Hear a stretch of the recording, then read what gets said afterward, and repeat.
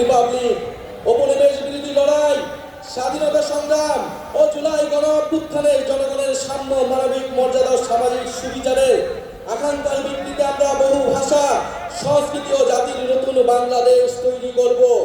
পুরাতন ঝেড়ে ফেলে আমাদের রাষ্ট্রের নতুন যাত্রায় আমাদের প্রথম অঙ্গীকারী হচ্ছে গণপরিষদের মাধ্যমে একটা নতুন সংবিধান।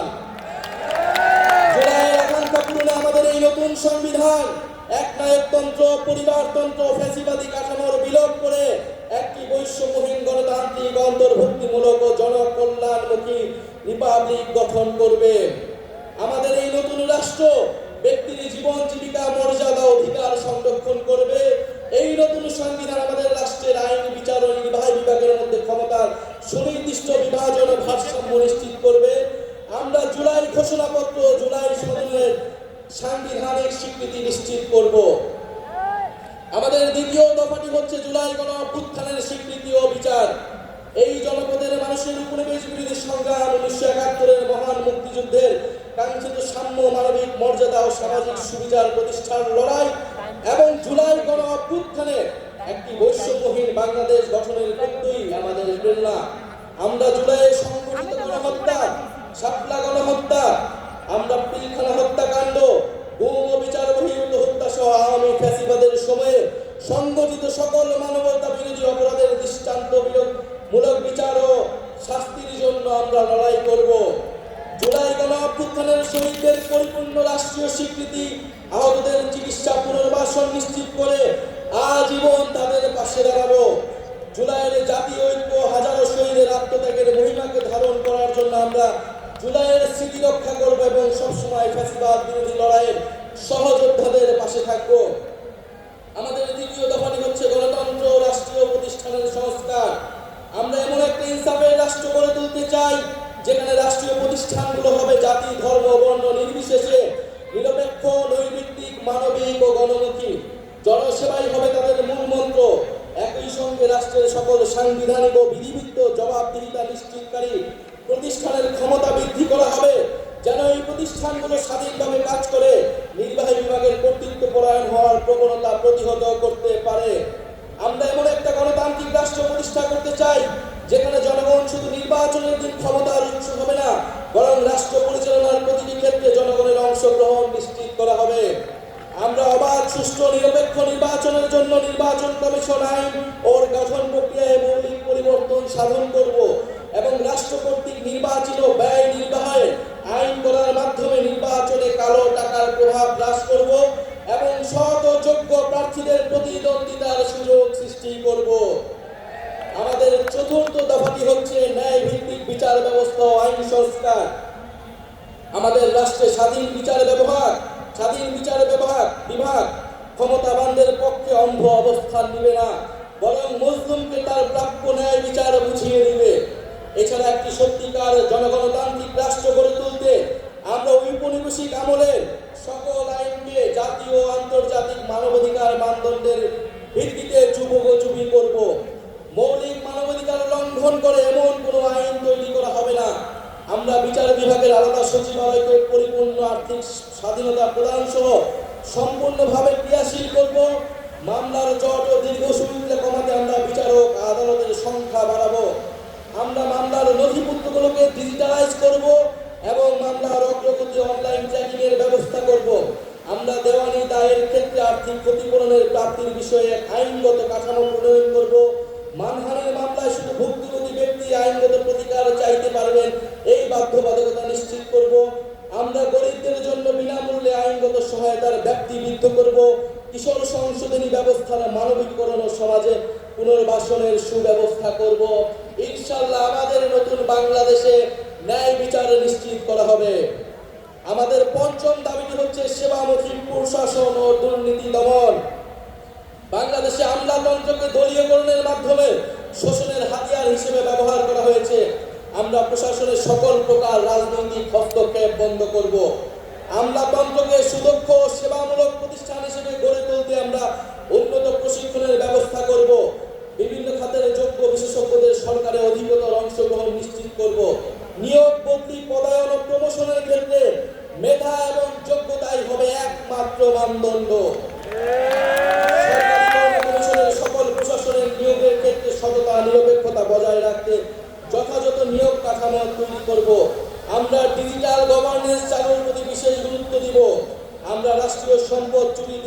স্বজনপ্রীতি, দলীয়করণের বিচারহীনতা এবং বিচারের দীর্ঘসূত্রিতা পরিহার করে দুর্নীতির দ্রুত বিচার শাস্তির বিধান করব।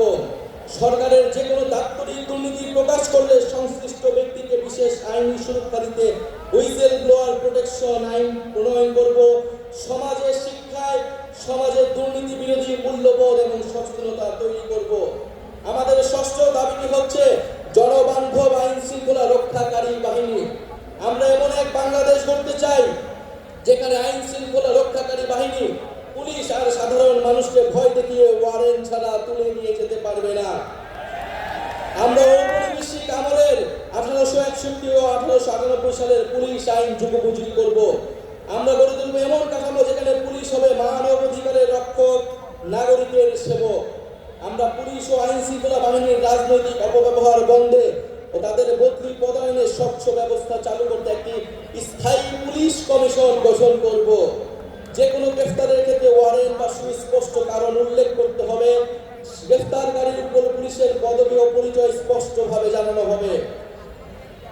আমরা চালু করব কমিউনিটি ভিত্তিক পুলিশিং এবং মানবাধিকার কেন্দ্রিক প্রশিক্ষণ। সহিংস অপরাধের প্রতি আমাদের থাকবে জিরো টলারেন্স।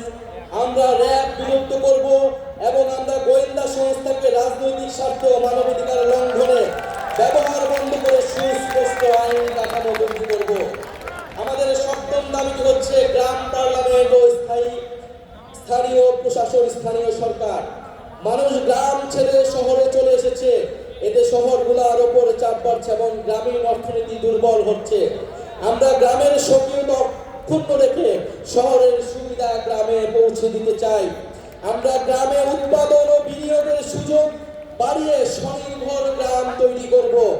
আমরা স্থানীয় পর্যায়ে শাসন ব্যবস্থায় জনগণের অংশগ্রহণ নিশ্চিতে গ্রাম পার্লামেন্ট গঠন করব এবং এই পার্লামেন্টের হাতে স্থানীয় সমস্যা সমাধান ও উন্নয়ন তদারকির দায়িত্ব অর্পণ করব। আমরা স্থানীয় সরকার কাঠামোকে শক্তিশালী করার মাধ্যমে ক্ষমতার বিকেন্দ্রীকরণ নিশ্চিত করব এবং স্থানীয় সরকারকে স্থানীয় উন্নয়নের কেন্দ্রবিন্দুতে পরিণত করব। আমরা সংসদ সদস্যের ক্ষমতার অপব্যবহার বন্ধ করে স্থানীয় নির্বাচিত জনপ্রতিনিধিকে ক্ষমতায়িত করব। একই সাথে সামাজিক জবাবদিহিতা ও দায়বদ্ধতা নিশ্চিতকারী কাঠামোগুলোকে যেন দায়িত্ব পালন করতে পারে সেটা নিশ্চিত করব। আমরা একটি স্বাধীন স্থানীয় সরকার কমিশন গঠন করব, যে স্থানীয় সরকারের বিভিন্ন প্রতিষ্ঠান যেন ভূমিকা পালন করে তা নিশ্চিত করবে। আমাদের অষ্টম দফাটি হচ্ছে স্বাধীন গণমাধ্যম ও শক্তিশালী নাগরিক সমাজ। আমরা সংবাদ মাধ্যমের শতভাগ স্বাধীনতায় বিশ্বাস করি এবং যথাযথ আইনি ও নীতি কাঠামোর মাধ্যমে সেটি নিশ্চিত করব। আমরা প্রেস কাউন্সিলকে যুগোপযোগী এবং কার্যকর করব। এছাড়া নির্দিষ্ট কোনো ব্যক্তি, গোষ্ঠী বা কর্পোরেশনের কাছে যাতে বহু গণমাধ্যমের প্রতিষ্ঠাতার মালিকানা কুক্ষিগত না হয়, রাজনৈতিক দলের স্বার্থে হাতিয়ার না হয়, সেটা নিশ্চিত করব। আমরা নিশ্চিত করব গণমাধ্যম যেন জনগণের কাছে দায়বদ্ধ থাকে। আমরা গণতান্ত্রিক জবাবদিহিতা শক্তিশালী করার প্রয়াসে নাগরিক সমাজের সক্রিয়তা ও স্বাধীন মত প্রকাশের সুযোগে অবারিত করতে নাগরিক সমাজের অংশীজনের সমন্বয়ে একটি শক্তিশালী নীতি কাঠামো তৈরি করব। আমরা গণমাধ্যমে মিস ইনফরমেশন, গুজব ও বিভ্রান্তিকর সংবাদের বিরুদ্ধে জনগণের সুরক্ষা নিশ্চিত করব। আমাদের নবম দাবিটি হচ্ছে সার্বজনীন স্বাস্থ্য। আমরা এমন একটি স্বাস্থ্য ব্যবস্থা গড়ে তুলব যেখানে অর্থের অভাবে কেউ চিকিৎসা থেকে বঞ্চিত হবে না। এমন জরুরি চিকিৎসা ব্যবস্থা গড়ে তুলব যাতে হাসপাতালে পৌঁছানোর আগেই অ্যাম্বুলেন্সে জীবন রক্ষাকারী চিকিৎসা শুরু করা যায়। আমরা ইলেকট্রনিক হেলথ রেকর্ড সিস্টেম চালু করব, ফলে নাগরিকের হেলথ আইডি থাকবে, সেখানে সকল তথ্য ডিজিটালি সংরক্ষণ থাকবে। আমরা প্রাথমিক স্বাস্থ্যসেবা শক্তিশালী করব। আমরা জাতীয় ইউএচআর এর সঙ্গে সমন্বিত করব যাতে রোগী এক হাসপাতাল থেকে আরেকটিতে সহজে চিকিৎসা চালিয়ে যেতে পারে। আমরা স্বাস্থ্যকর্মীদের ন্যায্য বেতন, ক্যারিয়ারে অগ্রগতির সুনির্দিষ্ট পদ্ধতি, নারী স্বাস্থ্যকর্মীদের জন্য কর্মক্ষেত্রে ডে কেয়ার সেন্টার সহ নারীবান্ধব পদক্ষেপ গ্রহণ করব। স্বাস্থ্যকর্মীদের ক্ষেত্রে কর্মক্ষেত্রে সহিংসতা অবসান ঘটাতে কার্যকর নীতি গ্রহণ করব। আমরা জনপদের মানুষের জন্য নতুন ও কার্যকরী চিকিৎসা আবিষ্কার করতে আমরা বিশ্বমানের একটি জাতীয় বায়োব্যাংক প্রতিষ্ঠা করব।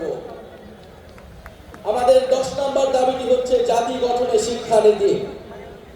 আমরা শিক্ষা খাতে বরাদ্দ বাড়িয়ে ভবিষ্যতের উদ্ভাবন, শিল্পায়ন ও অর্থনীতির জন্য প্রস্তুত একটি দক্ষ, জ্ঞানভিত্তিক সমাজ গড়ে তুলব। শিক্ষা পণ্য নয় অধিকার। বিজ্ঞান, গণিত, প্রকৌশল ও চিকিৎসায় শক্ত ভিত তৈরিতে আমাদের থাকবে বিশেষ পরিকল্পনা। আমাদের ইতিহাস, ভাষা, সংস্কৃতি চর্চার মাধ্যমে শিক্ষা ব্যবস্থা নৈতিকতা ও গণতান্ত্রিক মূল্যবোধ সম্পন্ন সুনাগরিক তৈরি করবে।